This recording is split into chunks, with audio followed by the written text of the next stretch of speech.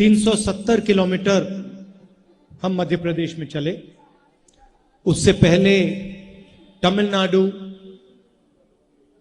केरल, कर्नाटक, आंध्रा, तेलंगाना, महाराष्ट्र से ये यात्रा निकली और अब राजस्थान, हरियाणा और दिल्ली जाएगी और फिर श्रीनगर में हम ये जो तिरंगा है उसको लहराएंगे। ये जब हमने ये यात्रा शुरू की तो काफी लोगों ने हमें कहा, बातचीत हो रही थी कांग्रेस पार्टी में, तो काफी लोगों ने कहा कि देखिए इस यात्रा को गाड़ी में करना चाहिए। दिग्विजय जी हैं यहां पे, उनको याद होगा जब दिग्विजय जी और बाकी लोगों ने कहा कि इस यात्रा को गाड़ी में करना चाहिए, तो मैंने कहा अगर आप यात्रा को गाड़ी में करवाना चाहते हैं तो मैं आपका आदमी नहीं हूं, फिर आपको किसी और से करवानी पड़ेगी। अगर यात्रा पैदल करनी है तो फिर मैं यात्रा करने के लिए तैयार हूं। और इसके पीछे मेरी सोच थी, सोच ये थी कि 21वीं सदी के हिंदुस्तान में जो हमारे राजनेता हैं, और मैं सिर्फ किसी एक पार्टी की बात नहीं कर रहा हूं, मैं सब पार्टियों की बात कर रहा हूं, कांग्रेस, बीजेपी, बीएसपी, सब पार्टियों की बात कर रहा हूं। जो हमारे राजनेता हैं उनके बीच में और जनता के बीच में बहुत दूरी हो गई है। राजनेता कभी हवाई जहाज में उड़ते हैं, हमारे तरीके से उड़न खटोला बोल दो उसको उड़न खटोले में आते हैं, कभी गाड़ी में आते हैं। और मैंने सोचा कि 21वीं सदी में अगर हिंदुस्तान को समझना है, हिंदुस्तान के किसानों से बात करनी है, उनकी इज्जत करनी है, युवाओं की इज्जत करनी है, मजदूरों की इज्जत करनी है,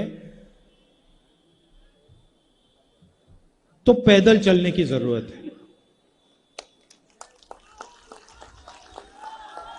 जैसे जैसे हिंदुस्तान की आम जनता सड़कों पे चलती है, वैसे ही हमें करना चाहिए। काफी लोगों ने उस समय कहा कि नहीं, बहुत लंबा है, 3700 किलोमीटर है, मुश्किल हो जाएगी, कैसे चला जाएगा। हमने कहा नहीं, हम रिस्क ले लेते हैं, देखते हैं, चला जाए तो चला जाए, नहीं चला जाए तो रुक जाएंगे। और हम सब यात्रियों के साथ कन्याकुमारी से निकले। और आमतौर से क्या होता है, अगर लंबा सफर होता है तो शुरुआत में थकान नहीं होती, और जैसे आगे बढ़ते जाते हैं थकान बढ़ती जाती है। आप लोगों ने सफर किए होंगे, आपको ये मालूम है। मगर इस सफर में बड़ी अजीब बात हुई, जो शुरुआत में थकान थी वो कम होती गई, कम होती गई, कम होती गई, कम होती गई। और ऐसा समय आया,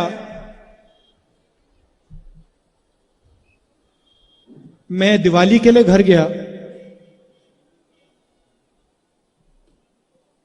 वहां पे मैं अपने घर में पलंग पे लेटा हुआ था, और सुबह उठा और मैंने सोचा कि भाई मैं तो वापस अपने कंटेनर में जाना चाहता हूं, यहां मुझे ठीक नहीं लग रहा। और आप यात्रियों से पूछेंगे तो 8 दिन में हमारी एक ब्रेक होती है, आप उनसे पूछिए, उस दिन कहते भैया आज मजा नहीं आ रहा, हमें चलना है। और अगर आप देखें तो वहां पे, जहां हमारा कॉम्पाउंड होता है, वहां पे आगे पीछे चलते रहते हैं।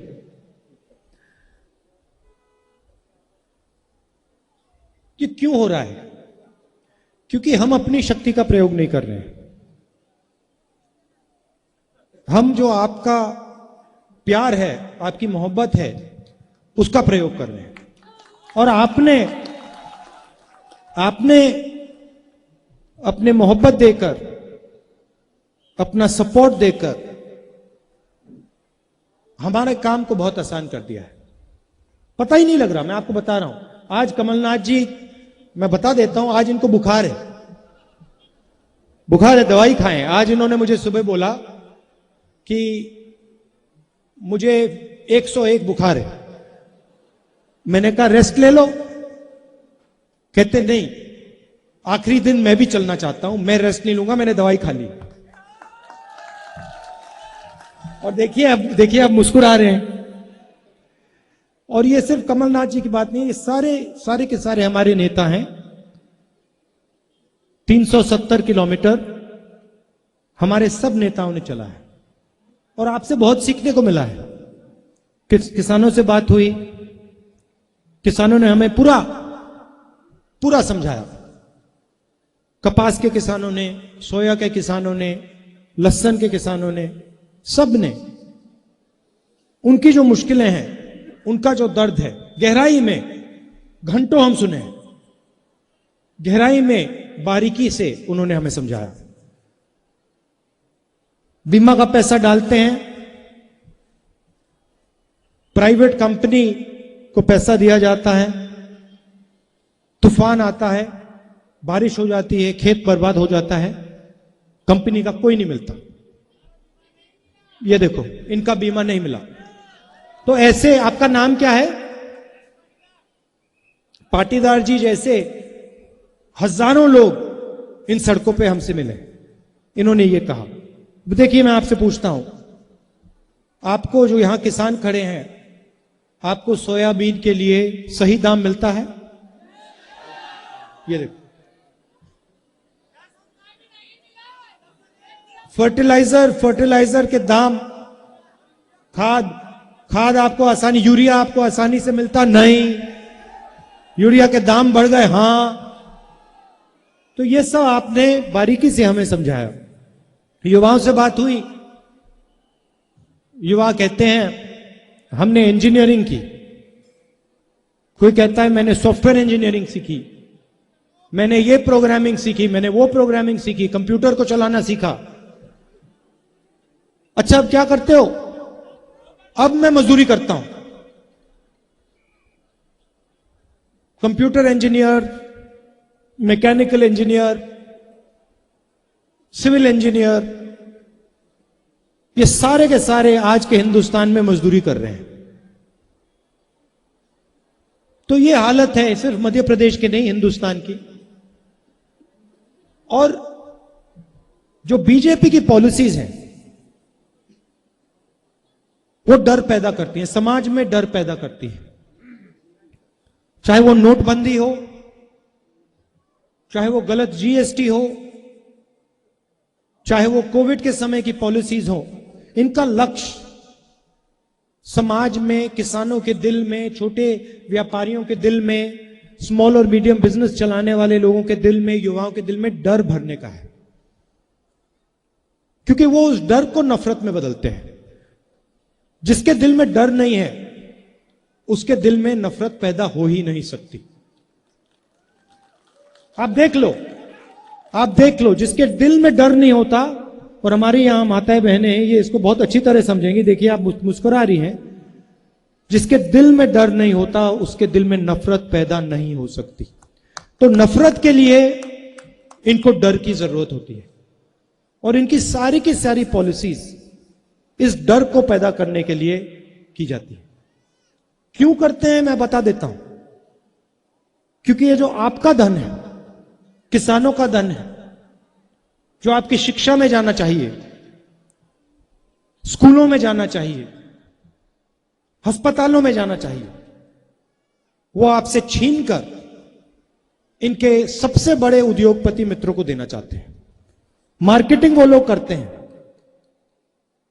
ये जो हमारे प्रेस के मित्र हैं, आज दिख नहीं रहे मुझे, कहां गए वो? ये देखिए, यहां बैठे हैं। आज इनसे मिला, मजाक हो रही थी। मैंने इनसे कहा देखिए आप ये मत समझिए कि मैं आपकी बुराई कर रहा हूं। मैं कहता हूं, मीटिंग में कभी कभी कहता हूं, जैसे शुरुआत में मैंने कहा प्रेस के हमारे मित्रों, फिर मैं कहता हूं प्रेस के मित्र हैं मगर हमारी बात तो कभी दिखाते नहीं। तो कैसे मित्र हैं? टीवी पे हमारी बात नहीं आती, हम मनरेगा की बात करते हैं वो नहीं दिखाते, हम नोटबंदी के बारे में बोलते हैं वो नहीं दिखाते, गलत जीएसटी के बारे में बोलते हैं वो नहीं दिखाते। तो मैंने इनसे कहा देखिए आपकी गलती नहीं है, मैं जानता हूं कि आपके पीछे लगाम लगी हुई है। जैसे ये आपको पकड़ रखा है, आपको छूट नहीं देते हैं, जो आपके दिल में है, जो आप बोलना चाहते हो आपको अलाउ नहीं करते। तो मैं आपकी बुराई नहीं कर रहा हूं, मैं जिन लोगों ने आपके पीछे लगाम लगा रखी है उन पर सवाल उठा रहा हूं। तो हम पार्लियामेंट में बात उठाने की कोशिश करते हैं, माइक ऑफ कर देते हैं। माइक ऐसे ऑफ कर देते हैं, बोलते जाओ जितना बोलना है, कुछ नहीं। देखो मैं दिखाता हूं आपको पार्लियामेंट में क्या होता है, मैं आपको दिखाता हूं।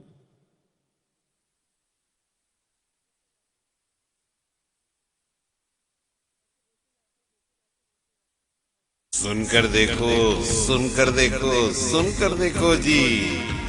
ममता राहुल मोदी बोले, लिखे जितेंद्र जी,